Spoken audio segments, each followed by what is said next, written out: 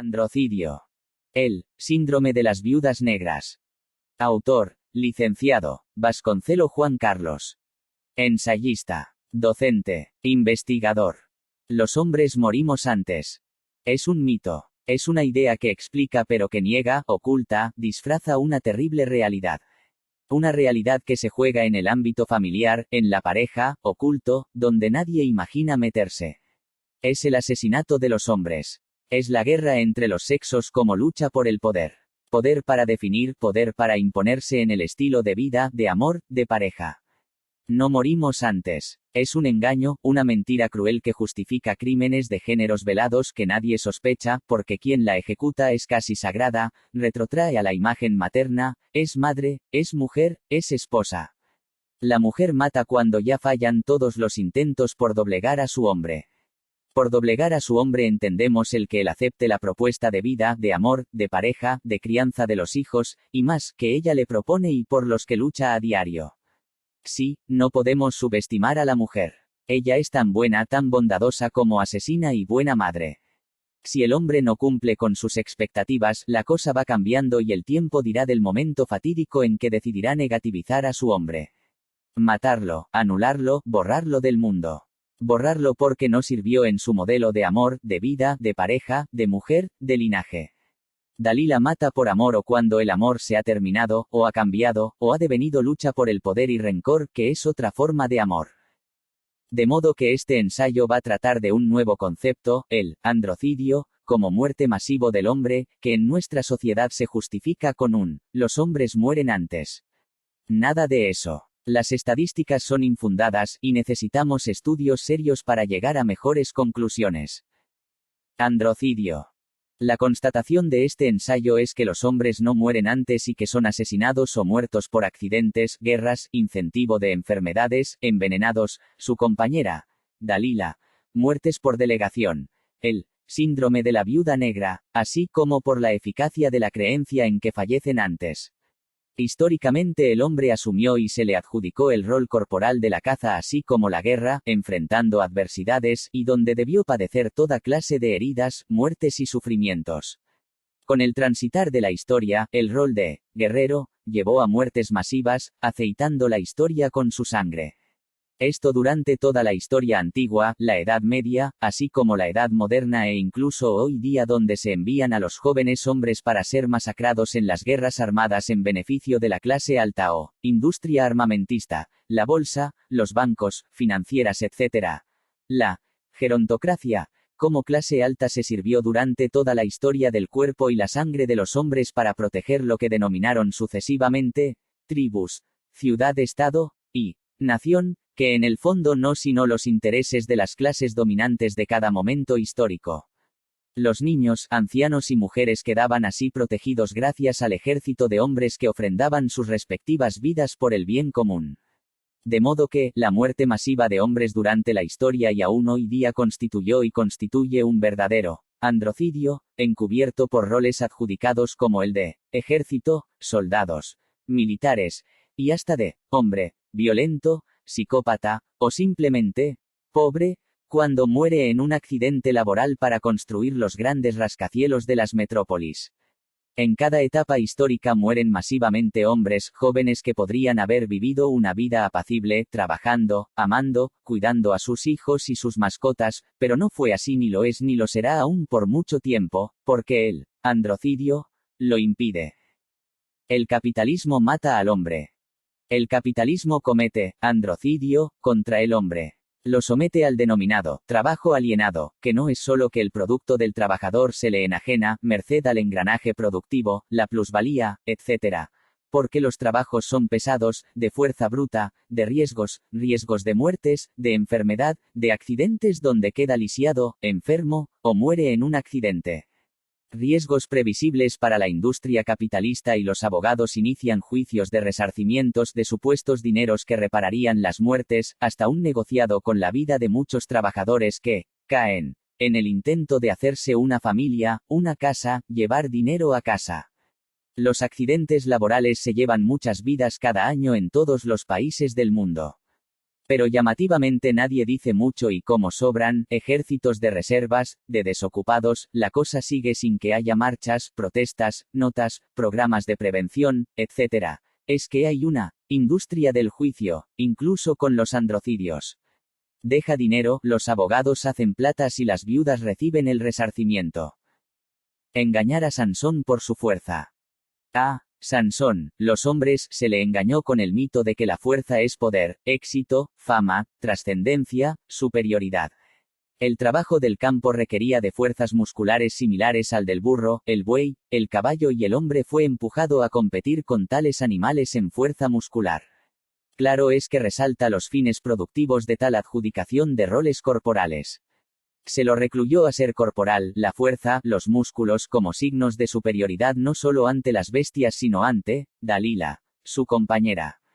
Pero los ancianos gerontocráticos, el estado compuesto también de hombres acodados y sin riesgos de ir al frente de las batallas, así como las ancianas, jóvenes y niños, etc., concordaron fácilmente con el modelo de hombre fuerte, cuyo parangón antiguo es el mismo Sansón. Un engaño y una trampa para el fortachón que nunca logra discernir que su cuerpo, su fuerza y supuesto poder serán para aceitar la historia con su sangre. Fuerza no equivale a inteligencia y el Sansón considera que sí equivalen a lo mismo. Incluso, ha pasado a ser signos de salud corporal el deporte corporal, hacer pesas, artes marciales, los músculos, etc. De modo que, históricamente y en la socialización de género, en la educación, en lo social, al hombre se le adjudicó el rol de fuerza bruta, rol corporal, lejos de las abstracciones inteligentes de quienes manejan los hilos del poder, los bienes, el capital, y la comodidad de delegar el trabajo pesado a un idiota fortachón que además va con gustos a la guerra a morir por el capital, por el establishment. Por la comodidad de otros géneros que se dedican a la belleza, al arte, las ciencias blandas entre otros. Juguetes y juegos para fortachones. En la socialización de géneros, los varones reciben juguetes vinculados al cuerpo, al trabajo, camioncitos, coches, herramientas, etc. Es decir, desde chicos se los condiciona para el trabajo, lo corporal. Mientras que las nenas para la casa, la maternidad, la cocina y más recientemente, en motricidad fina para trabajar en lugares donde se utilizan la mano, la inteligencia, etc. Aunque no para el trabajo forzado del hombre. Mejor dicho, los varones reciben juguetes para fortachones y juegan a ser como sus padres que salen temprano a producir, a trabajar, a proveer. Incluso esto hoy día tiene mala prensa porque ya no se valora la fortaleza física del varón para trabajar sino para golpear, como un buen psicópata asesino programado para maltratar a su compañera. Al menos es lo que el estereotipo y prejuicio de género en boga propala. De modo que, el fortachón de masa muscular ahora es tratado como violento y golpeador. Incluso no se le reconoce nada de su tarea social, laboral, de proveedor de su familia que es también considerado machista, porque, ¿qué es eso de tratar de menos a la mujer al proveerle sustento para ella y sus hijos? Para nada, y a medida que progresamos en derechos de géneros, para los hombres no hay oportunidad de resarcirse de la socialización de género a que ha sido sujeto, como machito productor luego acusado de macho asesino. Esto se debe al progreso en la generalización indebida, a partir de casos de parejas disfuncionales que no aceptan que poseen algún tipo de problema psicológico y culpan a su compañero del mal y por extensión, a todos los hombres de la tierra. Ya han olvidado que quienes transmiten los modelos de hombres y mujeres son sus padres en la socialización de género y donde ubicamos las causales de la transmisión de modelos de dominación y sometimiento. Pero la dominación no es por la fuerza sino psicológica y quien detenta la masa muscular no es siempre quien domina sino quienes usan el método blando, los procesos psicológicos, la palabra. Solo que el fortachón descerebrado es útil ahora para recibir los cargos de los males que produce el capitalismo a la pareja, a los hijos, a los abuelos, incluso a las mascotas. Pero el culpable no es una sociedad donde el modo de producción obligaba al hombre al rol de proveedor, fortachón, útil al capital, productor además de proletarios, explotado y sufriente sino el mismo hombre. Se particulariza así algo complejo, social, histórico, en un género como el demonio de la película. Nada más alejado de la realidad. De tal modo que un género queda exento de cargos y culpas para dirigir todo el mal hacia el fortachón corporal que, de productor y guerrero caído en combate ha pasado a ser asesino de mujeres. El modo de producción capitalista oprime a hombres, mujeres y niños. Es un modo de producir pero también de trabajar y sufrir con la escasez. Es un modo de producción donde el niño nace y ya es pobre. Eso significa que es hijo de un asalariado mientras éste tiene trabajo.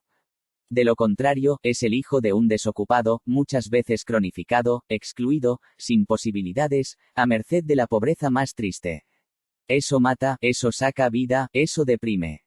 Su falsa conciencia no capta la verdadera lucha entre pobres y ricos que lo lleva al sufrimiento, la falta de buena alimentación, de seguridad económica, de seguridad social, etc. Y eso mata. No es vida vivible, es explotación, es levantarse temprano, viajar, comer comidas recalentadas, volver a la noche, mientras los chicos crecen con la madre o la abuela, cuando no con las hermanas, y eso es perder paternidad, perderse lo mejor de los hijos. Las enfermedades de la pobreza matan. Matan los virus, hongos y bacterias y el hombre no escapa al mismo. Su comida está plagado de conservantes, mutágenos, nitritos y otros pesticidas, glifosatos y cancerígenos varios, entre otros. El hombre está en medio de una guerra social, económica, política, de luchas que lo desgarran en su ser sin ser feliz más que en ciertos momentos de su vida. Eso mata, eso lleva a que el cuerpo soporte los embates hasta que un día enferma. El hombre muere a causa de la guerra de linajes.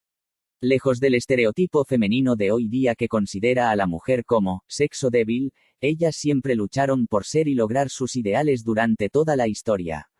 Enmarcadas en un linaje de mujeres, enfrentaron al linaje masculino con estrategias diversas, diferentes e inteligentes, para soportar los embates de la vida. Como referencia y sostén de su ser, la mujer encontró lugar en el marco narcisístico de su linaje como línea femenina donde se protegen y se transmiten los símbolos propios no solo del ser mujer sino del linaje singular, donde se vuelve a definir la mujer típica de cada familia. Así, la mujer se forjó en el marco de un proteccionismo de género muy fuerte como para que los hombres se den cuenta. Es más, la hipnosis familiar es tan poderosa que ellas salen airosas de todo cuestionamiento social de sus respectivos roles, sean familiares o sociales, incluso, protegidas por una especie de culpa por replantear a la mujer. Es que se invisten de lo sagrado que se remonta a la madre como mujer sagrada. De modo que, no asistimos a una familia monolítica, o sistema familiar, porque la cosa está dividida en dos linajes, o dos sistemas de vidas que luchan por ser, por instalar sus marcas, legados, ideales, estilos de amor, proezas y estilos de sufrimientos, pero nunca inocentes o víctimas unas de otras. Al contrario, lo que se llama agresión no es sino la falta de respeto o ataque al otro linaje y sus insignias y definiciones de lo que consideran como realidad. El hombre es de otro linaje y otra familia. Eso es muy claro por ejemplo si lo vemos desde las estructuras del parentesco de Levi Strauss. La exogamia obliga a tales incursiones en la exogamia y ello no es sin restos de sufrimientos, enfrentamientos, fracasos o divorcios, violencias y luchas que enfrentan tanto hombres como mujeres. Y ninguno de los dos afloja un ápice de nada y la lucha se da en forma diferente en cada linaje, ellos corporales, la fuerza, el amor al supuesto poder o la ilusión de poder que le brinda su Dalila. Y ellas, métodos sutiles, invisibles, pero no menos eficaz. Es por ello que el hombre termina muriendo antes que ellas. Y es por lo mismo que termina a manos de su Dalila, y sus métodos sutiles, cuando ya el amor se ha ido, o ha entrado en escena la infidelidad, los reproches, los engaños, y la cosa se tensa en progresión geométrica. Es así que ella concluye que la hora ha llegado y que lo mejor es sacarse el problema de encima. Después de todo, los hijos han crecido, o hay posibilidad de nuevos amores. El desenlace fatídico sutil e invisible es ya previsible y Dalila comienza su tarea. Cuando las estrategias de dominación fallan. En materia de hombres y mujeres no todo es sexo, sensualidad, amor o conquista. Se juega además poder como poder para definir las cosas según la propia perspectiva, la propia visión de linaje, de familia, de mujer u hombre. Es decir, asistimos a dos mundos enfrentados buscando ser feliz en el marco de una puja de linaje por instalar los propios símbolos. Pero no todo es color de rosa y el amor como ilusión de unidad, de solución existencial, Erich Fromm, o reviviscencia del Edipo, Sigmund Freud, no logra neutralizar la puja de género, la lucha sutil y cada vez más acentuada con el progreso del tiempo, y es la lucha por el poder. Lucha por el poder que podemos considerar como poder para ser, para instalar el propio estilo de vida, el estilo de amor, el mismo programa de amor y de pareja. En definitiva, somos víctimas de nuestro mapa interno, de nuestro programa que brinda las referencias o premisas para ser. A tal fin, cada uno elabora una estrategia personal para ser, para lograr consolidar el modelo de amor, de pareja, de sexualidad, etc. Estrategia también programada en su mayor parte y que se erige como meta, como ideal, como norte. En términos generales, tal estrategia se erige como los procedimientos más generales para ser, fundado tanto en la fantasía consciente como en fantasías inconscientes o contenidos programáticos que fundan la visión de lo que queremos. A tal fin, procedemos a operar, a exigir, a proponer, a anticipar, etc.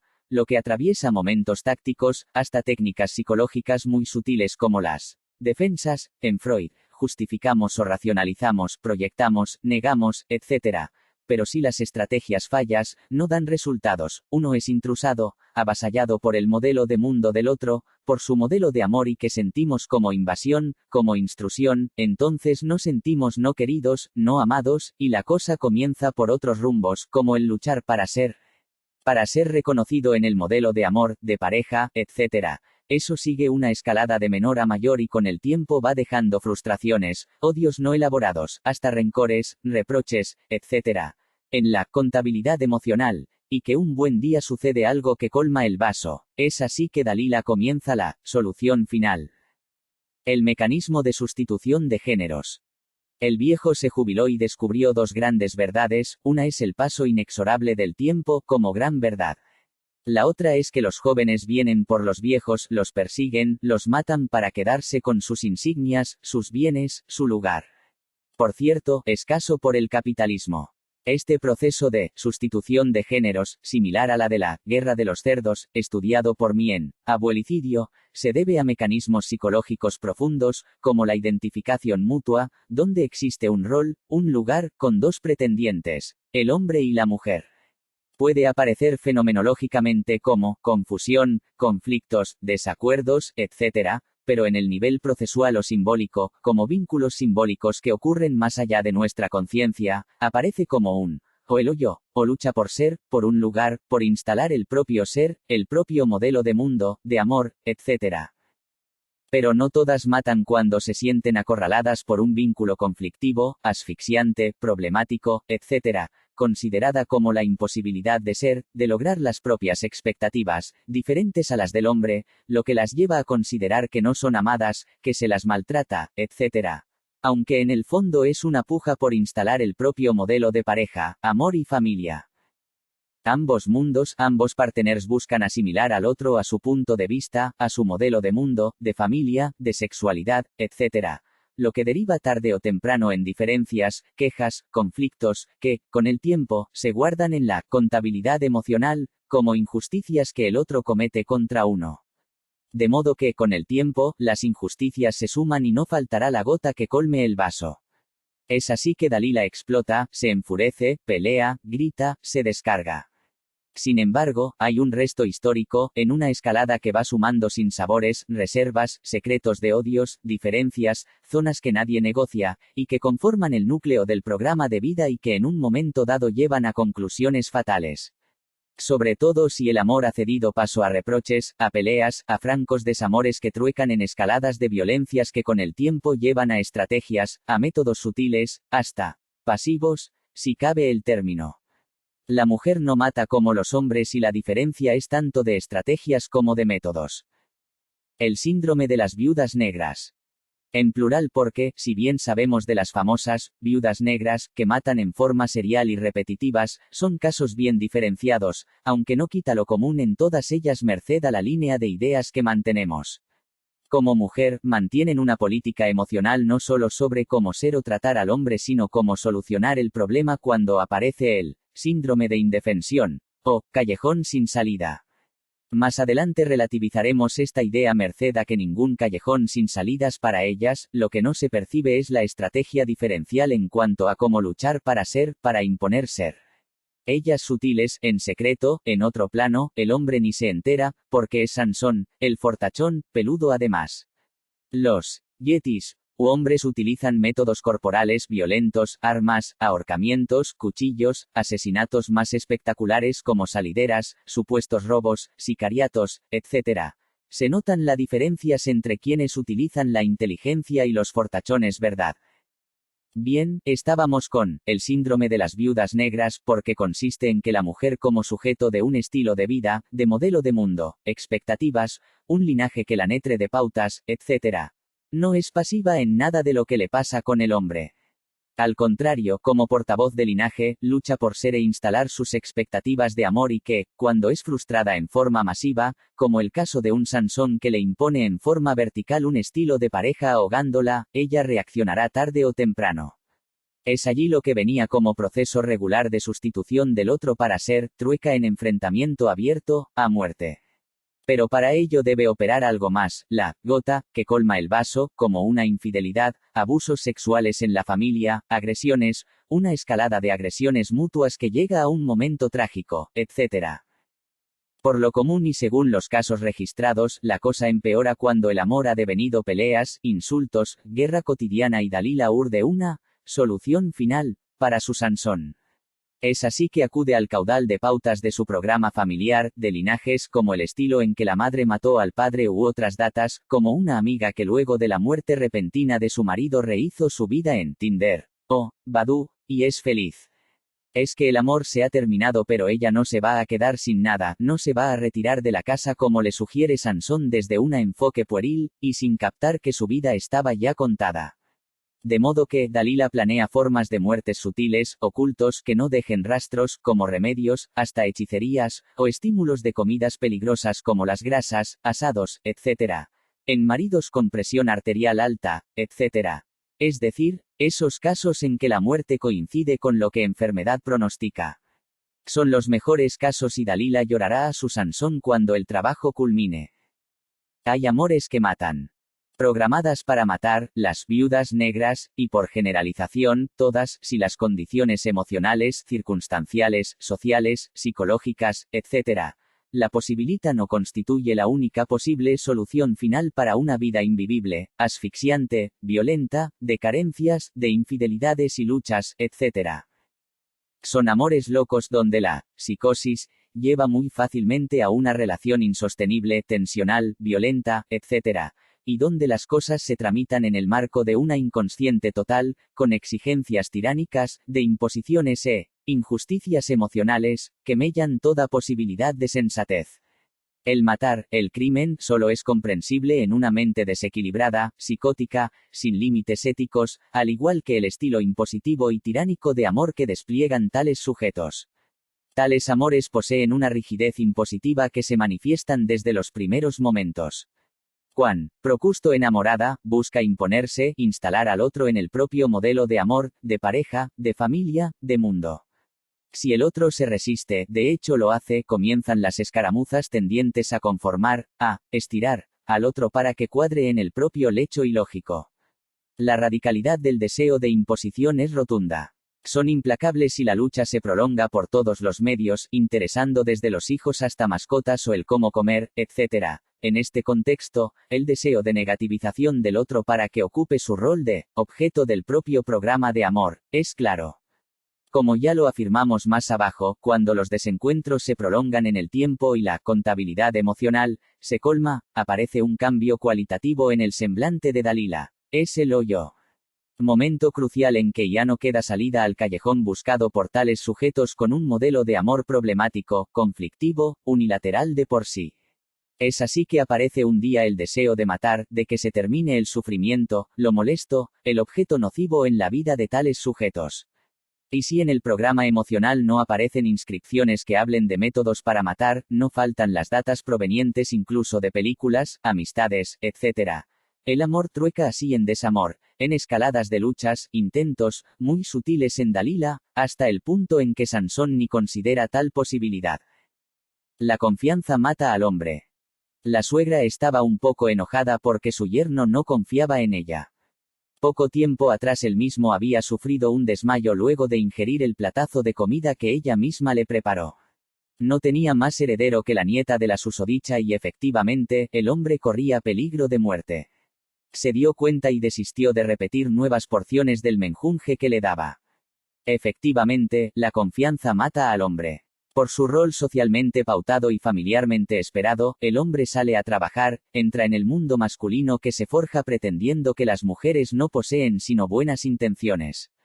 Es una dificultad para descentrarse de su mundo masculino y este déficit empático le dificulta ponerse en el lugar de la mujer. Para nada consideran que existe un mundo forjado según el deseo de las mujeres como linajes poderosos, femeninos, donde se juegan modelos simulados y reales de guerras de sexos, donde nadie cede un gramo de nada. Al contrario, cada una viene equipada no solo con un punto de vista propio sobre la vida, la pareja, el amor, etc., porque además la defienden a capa y espada. Lo que se ha denominado amor, pareja, familia, en verdad es todo lo contrario porque ellas portan sus propios modelos de amores, de parejas, de familias que buscan instalar. Si no lo logran en su totalidad, lo logran de alguna manera, incluso en proporciones mínimas. Ser amada, ser valorada como mujer, madre y sujeto de derecho es para ellas dejarse absorber por el programa de amor de cada una, dejarse manipular, ceder, conceder, reconocer, ayudar, cooperar y facilitar todo para que ellas cumplan con sus designios amorosos tal y cual pudieron cifrar de los modelos de amores de sus padres. Pero es un sueño y las diferencias se notan en poco tiempo, tal como lo venimos afirmando. De modo que, surgen estrategias ocultas, como vía implícita, en la dimensión de los secretos de parejas, desde donde ocurren las cosas. Anticipará, organizará, sugerirá, preparará, etc., toda clase de situaciones sintónicas con su modelo de amor y pareja. De modo que, la casa, será su ámbito de despliegue de técnicas, estrategias y tácticas para dominar al amo que amó con toda pasión y que ahora necesita dominar según sus caprichos. Se victimizará, llorará, discutirá cada gramo de sentido sobre muchas cuestiones a los fines de instalar su propio modelo de mundo. Los acuerdos y pactos son en condicional y sobre la base de que el otro está equivocado, es inmaduro, loco, enfermo o es hombre. Es decir, ser que ellas crían según sus deseos y caprichos para que cuadren en sus modelos de mundos de mujer. En la prehistoria y durante toda la Edad Antigua, el hombre era cazador, por su cuerpo, por su fortaleza, y ellas recolectoras y agrarias, cuando descubrieron el poder de la semilla. La dominación del varón comenzó así desde los primeros momentos. Luego el hombre fue agricultor, ganadero, guerrero, etc., pero siempre en relación estrecha con su Dalila, ya jefa de hogar. Hoy día y con el capitalismo salvaje, su hombre ni siquiera puede satisfacer sus deseos de lujos, posesión, logros, riquezas, o simplemente una caza y comida, y entonces, la guerra recrudece. El amor se hace añicos en poco tiempo y la guerra de sexo como, síndrome de los Rose, comienza para finalmente salir en las noticias barriales que fulano murió, dejó una mujer, 2 hijos, y no era tan viejo. Es que, el mito de que los hombres morimos antes es patente. La Guerra de los Rose. Si hacemos memoria de la famosa película, La Guerra de los Rose, recordaremos esos momentos álgidos de la batalla final donde volaban objetos, agresiones, etc., lo que ya nos daba la idea de que todo se vino a pique. Es decir, el momento en que el pasaje al acto es máximo, así como las agresiones, insultos, descargas de afectos, todos dramáticos. Al respecto, toda pareja transita este momento de desencuentro radical, de agresiones mutuas, sean verbales o físicas y donde podemos asistir a lo más crudo de los desacuerdos entre ambos. Allí nos damos cuenta de que cada pareja buscó plasmar su propio estilo de amor, de pareja, etc., sin consideración del modelo del otro, aunque existan casos donde sí hubo acuerdos en condicional, claro está. En esos momentos las estrategias ya han tambaleado y las discusiones obsoletas, así como toda posibilidad de hablar, de llegar a acuerdos. Es el momento del acto, de la entrada en escena de las agresiones, en un intento de imponerse en el estilo de amor a la fuerza. Pero la mujer suele más verbal y de palabras agresivas que el hombre, más corporal y de dar golpes de puños, etc., de modo que, a lo que asistimos es a la diferencia de estrategias y de técnicas de agresión, lo que no quita efectividad a las mutuas agresiones de todas índoles. Más allá del síndrome de indefensión. Se considera que el síndrome de indefensión se caracteriza como la incapacidad para reaccionar ante un callejón sin salida, como pasividad y sensación de que nada se puede hacer ni reaccionar. Una verdadera impotencia e inhibición ante una agresión, contexto, pareja, etc., claro es que ante una situación nociva, de agresiones recurrentes, etc., produce daños, dolor, rabia, furia, ambivalencias, etc. Sería posiblemente el caso de la mujer sometida a violencia de parejas, si lo vemos desde una óptica. Pero en el caso de la mujer no ocurre tal cosa. El callejón sin salida ocurre cuando la estrategia para instalar el propio programa de amor se demuestra insuficiente, los intentos han demostrado ser vanos, y allí sí aparece el sentimiento de impotencia y furia porque el partener se niega a reconocer, aceptar, considerar, valorar, etc. la propia propuesta de amor, de pareja, de familia y mundo. Es así que surgen las agresiones francas tanto verbales como físicas, insultos, amenazas, reproches históricos, verdaderas culpabilizaciones, hasta criminalización cuando entre el señor juez en el circuito. Es también el momento en que, la guerra de sexo, vira hacia la necesidad de una solución final. Así, ella supuestamente ataca con todo lo que puede, pide ayuda, criminaliza, instiga peleas para que el susodicho sufra, en forma proporcional a lo que ella considera que se la hace sufrir, etc., hasta que descubre por ayuda de terceros, películas, libros, etc., de que vía informal o implícita también es plausible. Sobre todo los casos en que nadie sospechó nada, fulana, se sacó de encima al marido, de una forma, etc.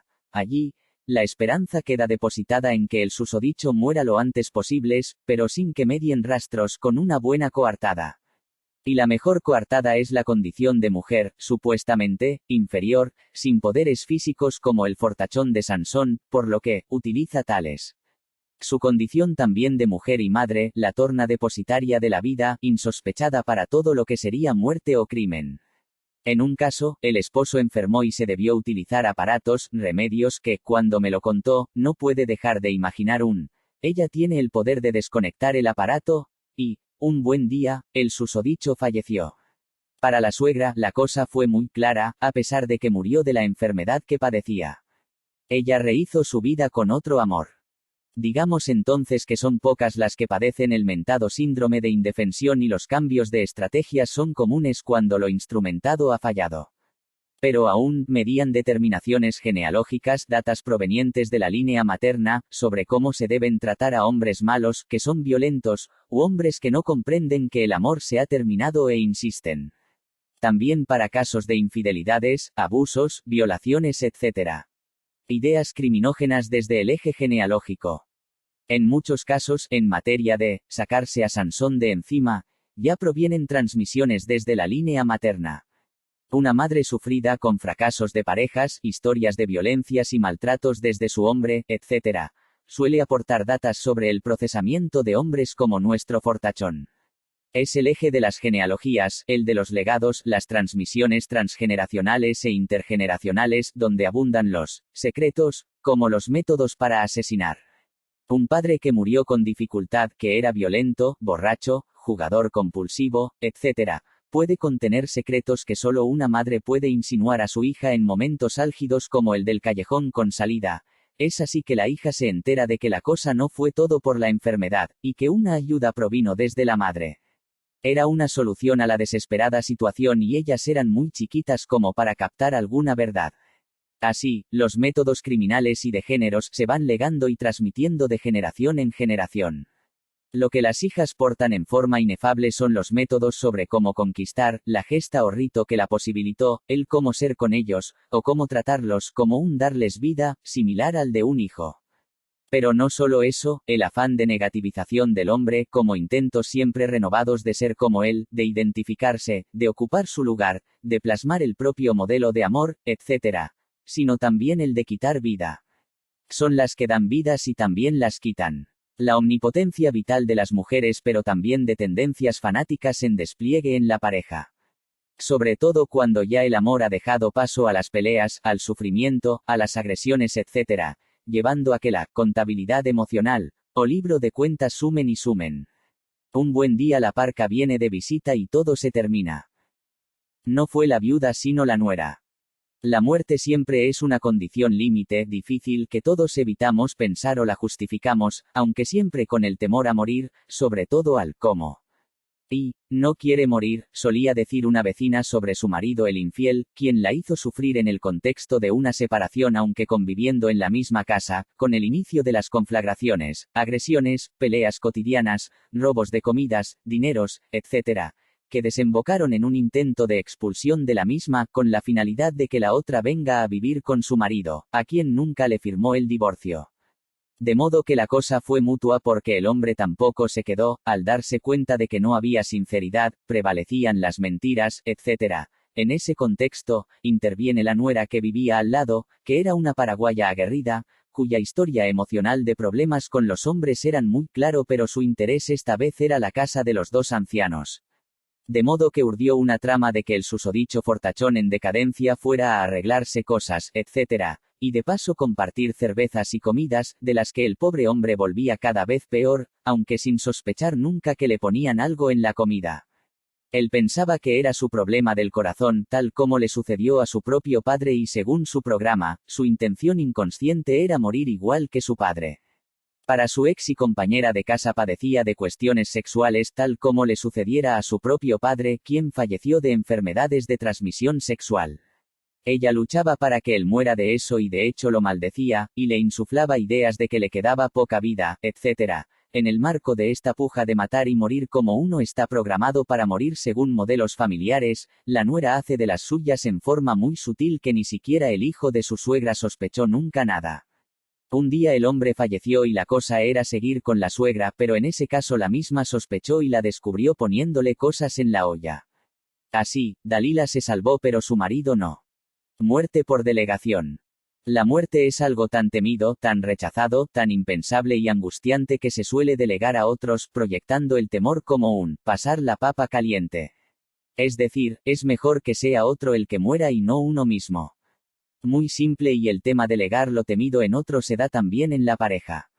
En una suerte de lucha implícita por esquivar el tema, cuando ocurren enfermedades, la vejez asoma, enfermedades crónicas, etc., suele suceder que se facilite al otro su despedida de este mundo. Es el caso de la pareja en que él sufre un accidente, se jubila a raíz de ello y comienza su etapa de visitas a hospitales y clínicas, a farmacias, con dolores, remedios para este y lo otro. Pero hay alguien que se queda exenta, apartada, sin sentirse parte del proceso de vejez y sus avatares, y es su esposa. Ella asume el rol de la vida, la que está sana, la que cuida, la que ubica todo lo enfermo en su marido, como adjudicación de roles. Su conciencia escapa a todo esto y debemos recordar que este proceso de delegación es inconsciente. Pero como destino de los hombres, ella se ve llevada a la idea de que su hombre está cerca de la muerte, que también molesta, que, en la época en que trabajaba todo marchaba sobre ruedas porque no compartían solo la noche, cuando él volvía del trabajo. De modo que, sin tomar conciencia, solía cocinar justamente las comidas que a su marido le caían mal por el tema de la sal y la hipertensión. La cosa fue creciendo hasta que devino el ACV y el hombre quedó medio cuerpo paralizado. Se lo debía cuidar como a un bebé y eso complicó enormemente la vida de esta mujer. De modo que no se predisponía en forma positiva y hasta llevó a pegarle por sus berrinches de bebé. Una noche de invierno, oportunidad en que ella había asistido a una fiesta, olvidó el carbón a leña prendido en la pieza y el hombre falleció a causa de inhalar los gases del mismo. Fue un accidente o acto supuestamente inmotivado, pero hubo personas que no pensó lo mismo. El divorcio es un crimen simbólico. Lo alejaste de mí, le peleaste toda la vida, lo mataste, es mi padre, reprochaba una hija enojadísima con la madre. Y efectivamente, hubo un divorcio previas peleas, reproches, hasta cierto grado de violencia. Lo interesante del caso es la última parte de la frase, él, lo mataste, porque no es literal sino simbólico, metafórico. Efectivamente, que alguien se aleje, sea excluido, etc., simboliza una muerte simbólica, está muerto, para la vida de su ex. Es excluir a alguien como forma de negativización, en consonancia con el hoyo, como dilema imaginario tensional, agresivo, donde la violencia obliga a soluciones, a la exclusión en este caso. En el lenguaje onírico, un divorcio constituye una forma de matar a alguien. Se lo mata emocionalmente quedando en forma de sujeto activo del hecho quien se divorcia. De modo que para comprender este proceso de negativización, debemos también recordar el afán de ser, de instalar el propio modelo de amor, de pareja, de mundo, que, al no poder llevarse a cabo, se llega a la solución de excluirlo del propio sistema de vida. Misándricas. Mi padre solía pegar a mi madre. La encerraba en el cuarto y le daba trompadas. Nosotras llorábamos y pedíamos a gritos que termine la violencia. Somos del interior y cuando nos portábamos mal, mi padre nos obligaba a arrodillarnos sobre maíz o piedras hasta que no daba más, para luego entrar y pegarnos con un látigo o el cinto. Si mi madre no intervenía, seguía y seguía. Mis hermanos eran burlones, se reían de nosotras, nos traban como si fuésemos sus esclavas, y nos daban cachetazos si les decíamos algo. Yo olvidé todo eso ya y me casé a los 15 años. Mi marido era alcohólico y violento, venía de noche, pateaba al perro porque le ladraba. Un día agarré mis cosas y mi hija y me fui a lo de mi tía. Él fue a hacerse el violento y mi tío lo echó a trompadas. Nunca más volvía. Era un alivio. Es una mujer ya desilusionada de los hombres. No se es misándrica por casualidad. Median historias de violencias de parte de los hombres. De modo que el odio, reprimido, en el libro de las emociones, la memoria, retorna como rencor, odio, rechazo, más o menos inconsciente de los hombres. Prosigue. Un día mi tía me presentó a un chico, fue lindo al comienzo, él era muy trabajador pero el alcohol fue lo que lo desvió de su camino. Al poco tiempo me empezó a tratar mal y yo tenía miedo por mi hija que viera todo eso, y decidí enfrentarlo. Solo logré que me pegue y me patee, peor que lo que vi de mi madre y mi padre. Diga que tenía una enfermedad del corazón que le hacía mal. Cuando murió lo vinieron a ver los amigos, todos lo querían, y fue una tragedia barrial porque me quedé sola con mi hija. Revanchas de géneros. Es la teoría de la acción recíproca, en el campo de los amores patológicos. Pensemos en un imaginario social dividido, una verdadera segregación de géneros donde dos bandos frente a frente dirimen su verdad, aunque a costa de conflictos, desamores, divorcios, etc. En este contexto, el caso siguiente grafica la idea revanchista respecto del otro bando. No iba a dejar que me maltrate así. Que les haga eso a esas mujeres que no se hacen valer, que se dejan pegar, que las humillan, como le pasó a mi vieja. Jamás iba a dejar que me haga eso. Pero me pegó y me fui ahí mismo. Que se quede con su madre, su casa, y su patético sueldo. Yo tengo una vida nueva ahora. Pero parece que todo se paga en vida. Una noche entraron a robar en su casa justo cuando llegaba del trabajo y lo mataron. A mí me llamaron para preguntarme si sabía algo y para nada. Encima con todo lo que me hizo me preguntan dónde anduve esa noche. Pero todo bien. El oficial entendió muy bien que soy una mujer delicada, me cuido y para nada haría algo así. Podemos notar en este caso el enfoque dicotómico del tema, de cómo asistimos a enfrentamientos más o menos velados entre géneros y de cómo, en un caso concreto, una mujer toma una decisión fundado en un modelo actual del vínculo dividido entre hombres y mujeres. He asistido a ideas como esta, y bueno, ella lo mató pero ustedes nos matan a una cada 30 hectosegundos y nadie dice nada, sostenía una mujer muy luchadora en el tema del feminismo y como reflejo de sus ideas sobre cómo deben ser las cosas. Es como que se justifica devolver la agresión o el crimen en un marco de femicidios que, ciertamente, abundan. Instigar asesinatos. Desamor, conflictos de parejas, violencias recurrentes, en escaladas, increscendo, frustrante, eliminativo, entre ambos, lleva tarde o temprano a la ruptura, previa denuncias o criminalizaciones, acudiendo al juez antes que al psicólogo. De modo que, graves conflictos entre Dalila y Sansón llevan finalmente a decisiones de diferentes índoles según el tipo de subjetividad. En los casos de sujetos normales, decimos que no existen más que deseos de agresión, de negativización, pero solo como para divorciarse, tomando distancia, pasando el caso por la palabra, la justicia, un abogado. En otras, la cosa se cocina en forma psicótica, y la persona, loca, mata. Previamente, la no aceptación de sus imposiciones, exigencias tiránicas, formas de ser, etc., le provocó una vivencia de muerte, como cuando el partener le indica que todo terminó, que hay otro, etc.